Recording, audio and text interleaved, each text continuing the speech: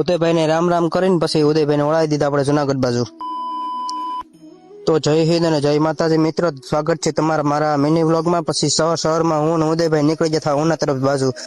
પછી રસ્તામાં કઈ અમારા ઠેકાણા હતા, પછી ઉદયભાઈ ફોન કરીને બોલાવી લીધી એક ગાડી એના દોસ્તાની હતી। પછી ગાડીમાં અમે ત્રણેય બાકા ચકી બોલાવતા પછી નીકળી ગયા હતા ઉના તરફ બાજુ। ઉના તરફ જઈને ઉદયભાઈ ની બસ હતી એટલે ઉદયભાઈ ને ટાટા કહીને રામ રામ કહી અને પછી ઉદયભાઈ ને વળાવી દીધા। ઉદયભાઈ થોડાક નિમાણા થઈ ગયા હતા આપણે હતા ને પછી આપણું કામ પતાવીને પછી નીકળી ગયા હતા આપણે ITI તરફ, કેમ કે જ્યાં આપણો મિત્ર આવવાનો હતો જોશિયારે રામ રામ કરી અને પછી આપણે આવી જતા ITI આવીને પછી આપણે છૂટવાનો ટાઈમ થઈ ગયો એટલે પછી આપણે છૂટી જતા એટલે પછી આપણે નીકળી ગયા હતા આપણે ઘર તરફ જવા માટે। આપણે બસમાં બેસી જતા પછી આપણે આવી જતા ઉના આવીને પછી આપણે દોસ્તાર કોઈક મળી જતા એને બકાજીકી બોલાવી અને પછી બેસી જતા આપણી જાફરાબાદ વાળી બસમાં આપણો હતો પરમ મિત્ર અનિલભાઈ। પછી અનિલભાઈ ને વળાવી દીધા એના ગામ તરફ અને પછી આપણે મોડું થતું એટલે પછી આપણે તોડી નીકળી ગયા હતા ઘર તરફ। ઘરે આવીને પછી આપણે લાગી ગયો મોટો બધો કાંટો, એટલે કાંટો કાઢવા આપણો જીવડો નીકળી ગયો બહાર।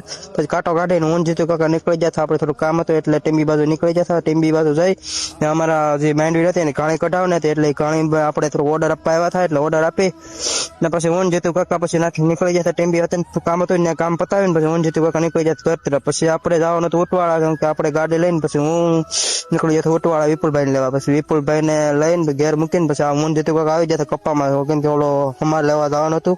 પછી આને શું કહેવાય કોમેન્ટમાં તમે જણાવજો। અને હવે આજનો વ્લોગ આપણે અહીંયા સુધી રાખીએ, મળીએ પાછા બીજા વ્લોગમાં બીજી મોજ મસ્તી સાથે।